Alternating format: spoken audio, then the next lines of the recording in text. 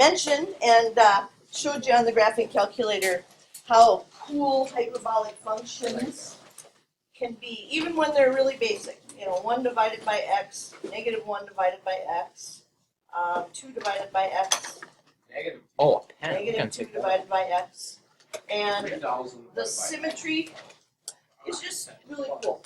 With hyperbolas. Whoa. And so anything that has patterns, generally if they have symmetry as well, you want to use something hyperbolic because you can get those branches that end up being the same. So what we're going to do today is we're going to start investigating those graphs a little bit more. So we're starting with the reciprocal function family, where our big parent function is just going to be y equals 1 over x. So we're just answering the question, what happens if you divide by your variable? And very, very cool patterns start to show up. So we're going to graph reciprocal functions, and hopefully we'll get a little bit into graphing the translations of reciprocal functions today, because that's where we say, you know what, I want to make this really cool wallpaper with this southwestern type of pattern, but here's what I need. I need more of those. So can I get one centered here, here, here, and here? Well, of course we can, just by moving them and knowing a little bit about computer programming. So we'd say, all right, I just want this section of it, and I want to move it to these positions. That we can do without computer programming. We can get those pieces up there. So that's what we're going to look at today. Starts off right here with what makes me think about, when they're doing prom and they're talking about the big band party that's coming up, the end of year party. The more people you have to pay something, the lower the cost is. You get one cost. You want to rent this hall, here's the cost. Well, let's get a bunch of people together and we'll make this cheap. So for a class party, the students will share the cost for a hall rental. So they go in and they say, how much does it cost to rent this hall? And they tell them. And they figure out each student will also have to pay $8 for food. So they checked out the hall rental. They said, that's pretty reasonable. If we can get enough people to go, look what's going to happen to the cost here. It's really going down. So $8 per person, that wouldn't be a big deal. And the cost of the hall rental is already graphed on the red there. So what effect would another $8 be? Well, I look at this and I realize, well, this is the cost per student. That whole graph is going to go up 8 units. So we would take this one at 2.4 and it would become 10.4 up here. And it would literally translate that graph 8 units up. But the more people that get involved, while there's that $8 for everybody for food, the less the hall rental is going to cost per person. And that's why they want to get more people going. So International Market Square, a beautiful example of this. They know the overall cost. They figure out if we can get this many students to go, this is how much it will cost, and they set the ticket prices. That's exactly what they do for prom. So it's math that has to do with hyperbolas. Now, way down here at the bottom, one little thing. Right here. So functions that model, well, we've been talking about inverse variation.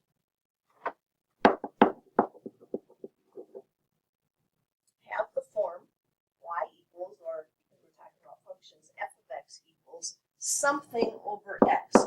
And that something is a. And just like we talked about when I threw them up there yesterday, and I said, what do you think should we throw in front of this if we don't want just first and third quadrant? How can we get this to graph second and fourth quadrant? It's not going to get it in front of it. It's going to reflect it over the x-axis, and that's how we get those things. So they belong to a family whose parent function is the reciprocal function.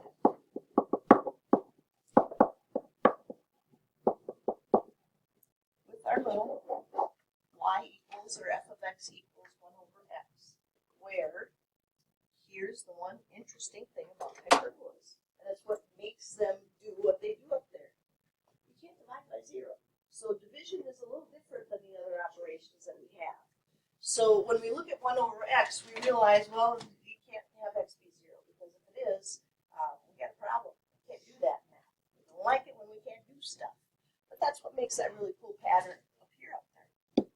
So now, essential understanding is transformations. What we want to look at. And what happens if you do change the a value? What happens if you make it bigger? Well, it pulls away from the origin. I mean, even just looking at what happened when I put the 1 over x in there, and then the 2 over x, and then I say, you know what, I'm going to just try like 6 over x, so I can see a big difference here. So if I put 6 divided by x in, it's pulling further and further away from the origin. And then if I want to reflect that, then I'd have to put in my negative 6 over x. And we can get the other piece to fill in to have that symmetry in each of the quadrants that we look at up there. So a is an important number. I mean, that number on top, it's important because it's going to tell us how close this is going to be into the origin, how close it's going to pull in. So if, as I increase that number more than 1, it was pulling away, how do you suppose I could get it pulling closer? In the past, what did we do if we needed a compression for a? Fractions. Let's see. If I try 1/2 divided by x and negative 1/2 divided by x. And let's see, I'll make these the bouncy balls so that we can definitely see the change.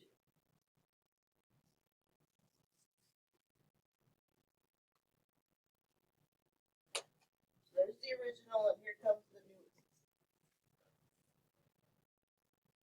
Definitely inside the others.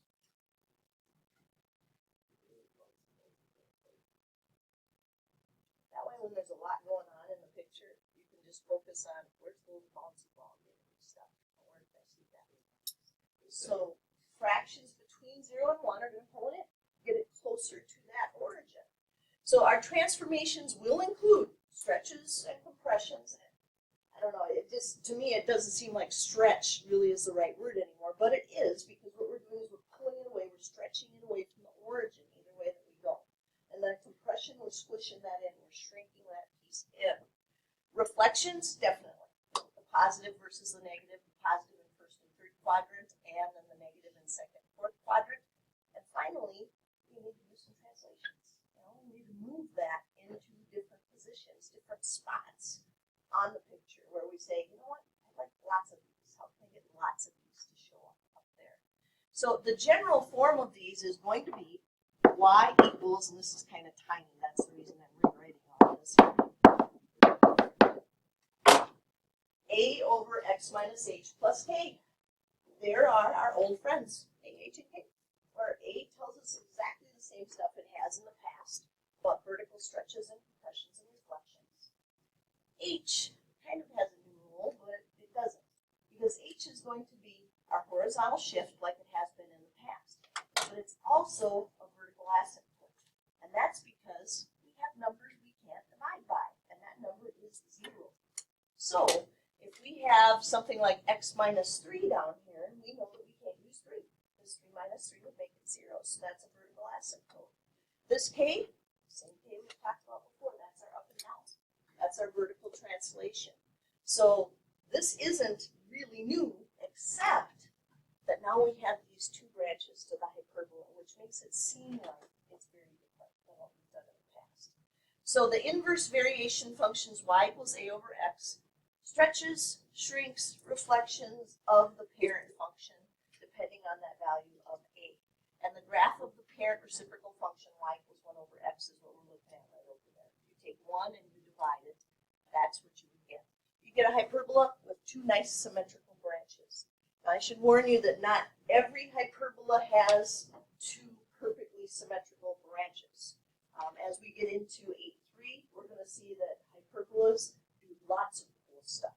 So we've got a lot of things that can happen based on the position of our variables, the powers of our variables, and all of that. But today is baby steps. Today is, let's start with some basic ones. So this one says, what is the graph of y equals 8 over x, where x can't be 0? Identify the x and y intercepts and the asymptotes of the graph. and then state the domain and range of the function. So, if we don't know how to graph, we always fall back to this. All right, make a table. Couple of nice numbers that would divide 8 nicely. 8 and 1, you know, we definitely do that. 2 and 4, 4 and 2. Now, I'm going to tell you that I wouldn't waste my time with 8 and 1 and 1 and 8. Because the vertical asymptote for this is 0. I can't divide by 0. So I will go over here and say, I already know what this is going to look like. It's going to be 2 symmetrical branches. So what I really want to know is, how close is it getting in here? You know, how close is this going to be? And if I graph 8 and 1, and 1 and 8, do you see how they're not by the origin? So it's not showing me what I want to see.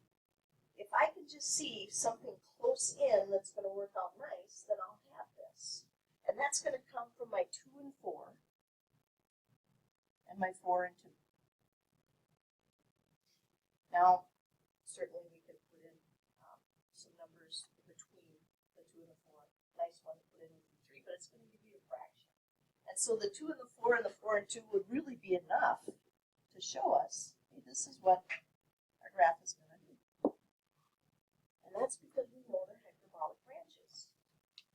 All right, Cedar Home, so how did you know it's not going to cross the x-axis?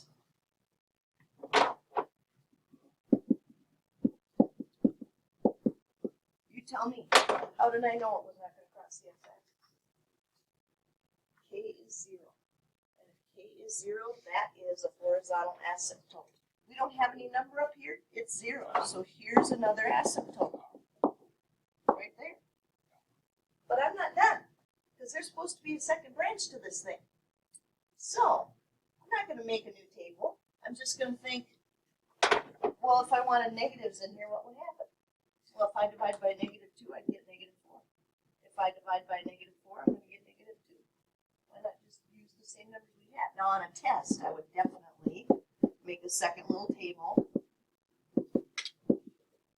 so that I show, hey, I did both of these. I've got both these branches right here at -2, -4, and -4, -2.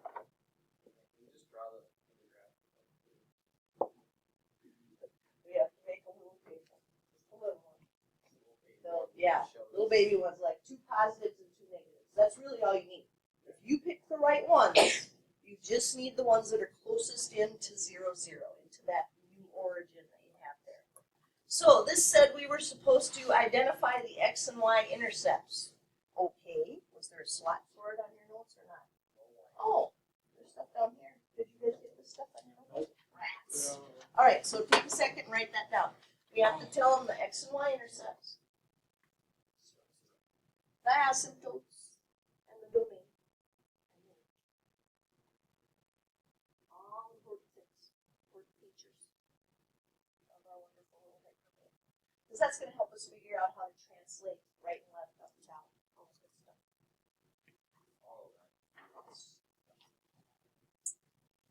Well, where does it cross the x-axis? It doesn't. It doesn't. Where does it cross the y-axis? It doesn't.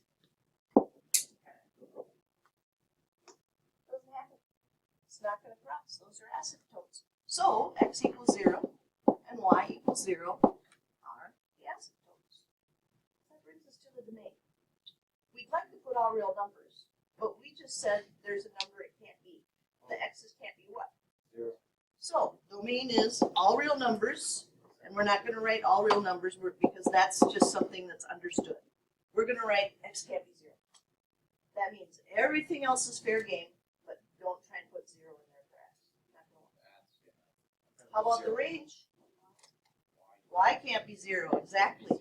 So notice how your asymptotes really do double duty. They're your asymptotes, but then the numbers you don't use for your domain and range. So if we don't have h's and k's, what are they? they're 0, because it would be x minus 0 for h, and it would be plus a 0 in the back. So 1a, we're going to graph y equals 12 over x and identify all the good stuff that we had before. State the domain and range.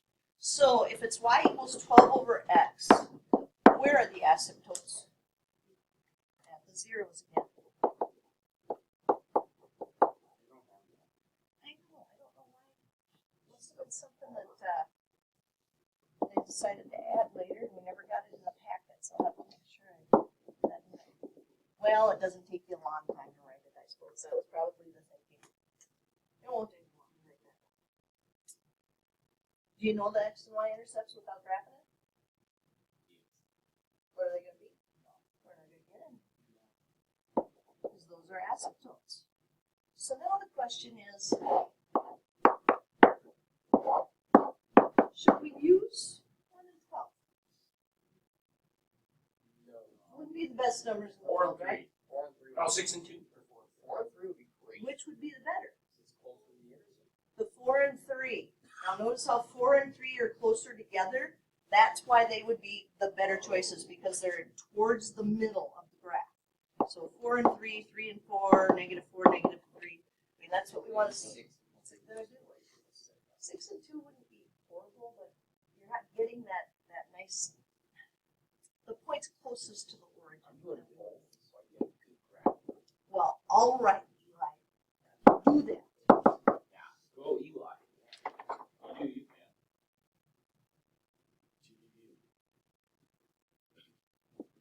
All you have to make sure you do is make sure that you're showing that they're going to approach those asymptotes, but never going to cross them. Don't just make a big loop up there in the corner and say, oh, that's good enough. Yeah, We have to know what those asymptotes are doing.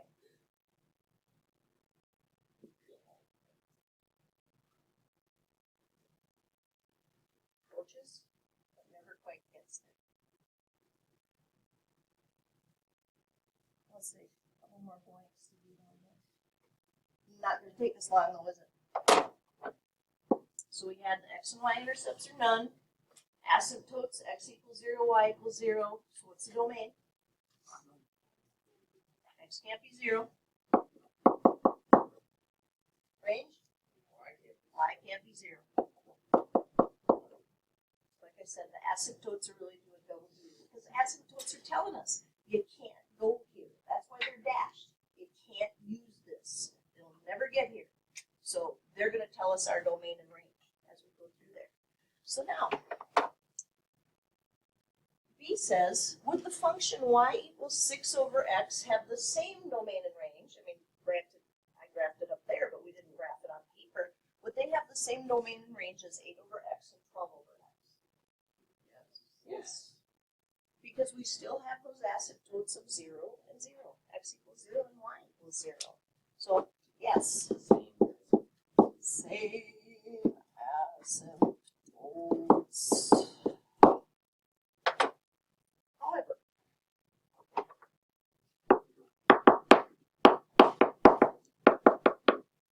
with this having the same domain and range, y equals 3 over x minus 2 plus 4.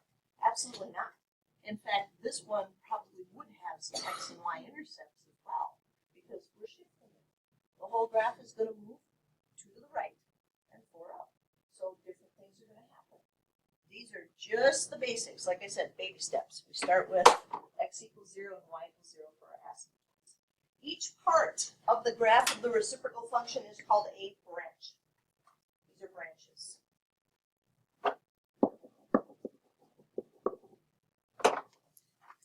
The branches of the parent function y equals 1 over x are in quadrant 1 and 3. And like you saw when I put up that stuff yesterday and today on the graphing calculator, A, think of it as stretching out from the origin and then compressing or shrinking towards the origin with our fractions between 0 and 1. And one more use for A, the reflections. So positives will go in the first and the third quadrant, and negatives will go in the second and the fourth quadrant. So we should know what these are going to look like in general before we graph them. We know what to expect because we know what's going on with all the numbers that are involved. This one says identifying reciprocal function transformations. For each given value of a, how do the graphs of y equals 1 over x and y equals a over x compare, and what is the effect of a on the graph? Now, I don't think we have to graph these. I think we got enough of it. But 4, 3, 2, 1, 0 me on how you would feel about just graphing a basic number over x at this point. Okay, so let's just talk about whether or not we've got stretches, compressions, or reflections and that kind of stuff, and then we'll move on from this. If a is 6, what would you expect to see? Vertical stretch. And if we want to be fancy, factor of 6. Because it was a 1. 1 times 6 will give you 6. How about a 0.25? What do you expect to see? That is a vertical compression.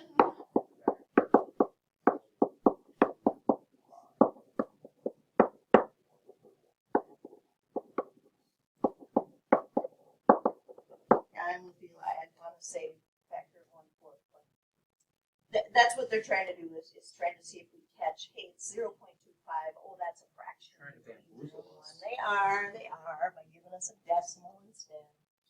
Alrighty, so we already know what the 6 is doing here, right? For the negative 6? What is the vertical stretch? Vertical stretch.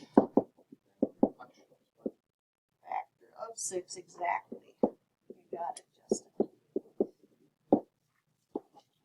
Reflection over the x-axis. So, can't help it. I'm visualizing this graph. Y equals negative 6 over x. Which quadrants should I expect that to show up in? 2 and 4. And it's going to be pulled a little bit away. That's what we do. So we do have a got it with 3 more of these. But how do you feel about describing the stretches, compressions, and reflections? Describing them, I teach them to someone. All right, so we won't bother doing the got it on that one. So, We'll say, let's get a little more exciting and start doing some translating. no. That would be good. I think we're good for the day, and we just get no homework. We can translate them. We definitely can. Right, left, up, down. Again, it's the parent function that we look at. But we graph these a little bit differently. In the past, what we've done is we've said, let's not take the h and k, let's make a graph, and then let's go ahead and count it into the new position. That actually takes longer if you do that with hyperbolas, and that's not what that process is supposed to do. So what we do instead is focus on where are the new asymptotes, and we use that to guide us as to how to make a little table and get some points. So we have the parent function, y equals 1 over x up here. And then we see all the good things we already know about a and already talked about. A is bigger than 1. Again, don't look at the negative, just look at the value of the number, the numerical value. You've got a stretch. If it's a fraction between 0 and 1, a compression. If it's negative, then you have a reflection across the x-axis. But now what we're going to do is we're going to introduce both an h and a k. We're moving it. But for hyperbolas, our focus is on the fact that we have new asymptotes. We have a new location for that. So that's our combined translations. So like it says, in fact, I would take this word off and capitalize that. It's not usually. It is a good idea to start with those asymptotes. Because what it does is it narrows down for you what numbers would be good numbers to put into a table for these graphs. Because like I said, we absolutely could make the parent function and do the counting and all of that. But this drawing gets a little too busy when you have everything on there and then people lose track of things. So it's easier to start off by just saying, okay, got this little formula memorized right there, and I want to know where my vertical asymptote is going to be. Well, it's pretty easy to figure out where it's going to be because it's a number you can't use. And we're dividing. So if we put something in our denominator that's going to make this 0, we're in trouble. What's that number? It is -1. That's our vertical asymptote. And then the horizontal asymptote is even easier because it's just k. It's y equals k, whatever it is. So there are our 2 asymptotes to start off with. We've got x equals -1. And like I said, I definitely wouldn't put usually in front of it is a good idea. It is a good idea.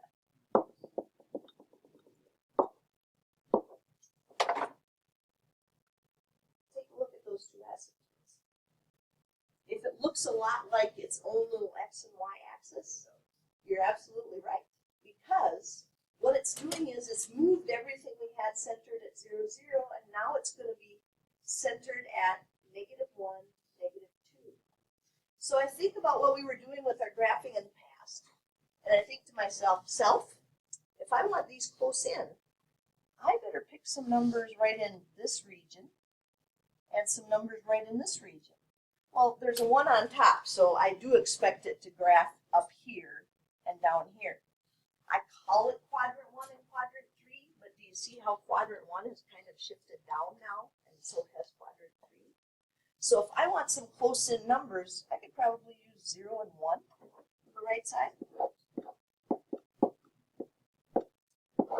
And for the left side, -2, -3. Those would be good choices. Now, when I teach this for the other level of class where people have a little trouble with this, what I always tell them to do is think of a number line and put your vertical asymptote on that number line. So it was at -1. And then just use 2 numbers on either side of it. Oh, and I've said 2 numbers, so I wrote down 2 there. So we would use those as our 2 little tables, the positive and the negative, because we want to see what's happening just to the right of the asymptote and what's happening just to the left. I need that. Now, where do we put them? They've got to go back in the original. They do. That's why I said for this one it's a little different. We don't think about parent. We just put it all together at once, or things get really messy. So we put our 0 up here. 0 plus 1 is 1. 1 divided by 1 is 1. 1 minus 2, -1. And it's nice and easy math, especially if you pick the right numbers. It should be nice and easy math. Then we have a 1 in here. 1 plus 1 is 2. 1/2 minus 2 would be -1.5. Because we're graphing, we probably want to keep it as a mixed number. No, we wouldn't want to change that to an improper fraction. For -2, -2 plus 1 is -1. 1 divided by -1 is -1. Minus 2 is -3. -3 in here. -3 plus 1 is -2. So it'll be -1/2 minus another 2, and that's -2.5.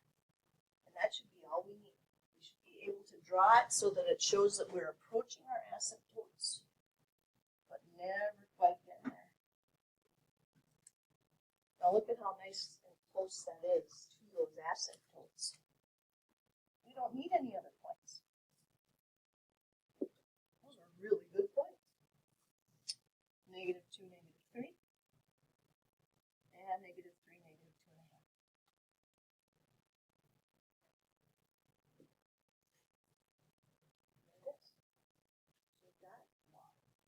Now, can you imagine if we said, let's graph the parent function 1 over x, then let's shift it 1 to the left and 2 down, how much we would have up there right now? That's the reason we don't graph it that way. You could, but it would be really messy. You have all that stuff, all that good information up there. So, we're not going to worry about x-intercepts and y-intercepts. We're more concerned with what do we have to leave out? There's a number in the domain that we can't use. What is it? Exactly. It was an asymptote. We're never going to get there. How about the range?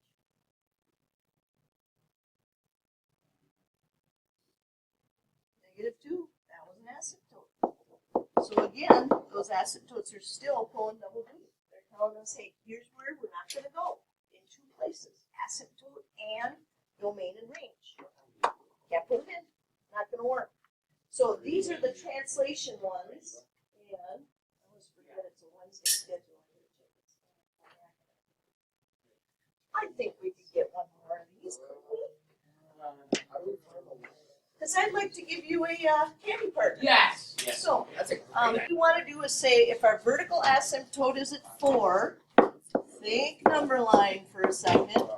that's your 4. Just grab the 2 to the right and the 2 to the left, and those will be your points you want to use. So 5 and 6, 2 and 3. 5 and 6 over here, 2 and 3 over here. Now, you should have expected that it was going to look that way. Tell your partner how you knew it was going to be in those particular quadrants and look that particular way.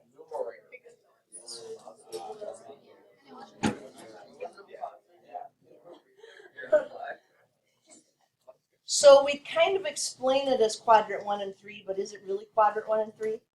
No. It's not. But for our new vertical asymptotes and kind of our new origin, yeah, it is quadrant 1 and 3 because this is positive up here. Now, one last thing, if you didn't do it with your partners yet, make sure you fill in domain and range. We don't have those. It's important. I know. But just put capital D, capital R.